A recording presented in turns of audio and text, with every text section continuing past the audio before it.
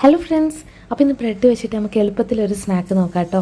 അപ്പം പാൻ ചൂടാകുമ്പം കുറച്ച് ബട്ടർ ഇട്ട് കൊടുക്കാം. ആദ്യം നമുക്ക് ബ്രെഡ് ഒന്ന് ടോസ്റ്റ് ചെയ്തെടുക്കാം. ഞാനിവിടെ 4 സ്ലൈസ് ബ്രെഡാണ് എടുത്തിട്ടുള്ളത് കേട്ടോ. അപ്പോൾ ചെറുതായിട്ടൊന്ന് ഞാൻ ടോസ്റ്റ് ചെയ്തെടുത്തിട്ടുണ്ട്. ഇനി നമുക്ക് മുട്ടയാണ് വേണ്ടത്. 2 മുട്ട ഒരു ബൗളിൽ ഞാൻ പൊട്ടിച്ചൊഴിച്ച് കൊടുത്തിട്ടുണ്ട്. അതിലേക്ക് ആവശ്യത്തിനുള്ള ഉപ്പ് ചേർത്ത് ഒന്ന് ബീറ്റ് ചെയ്തെടുക്കാം.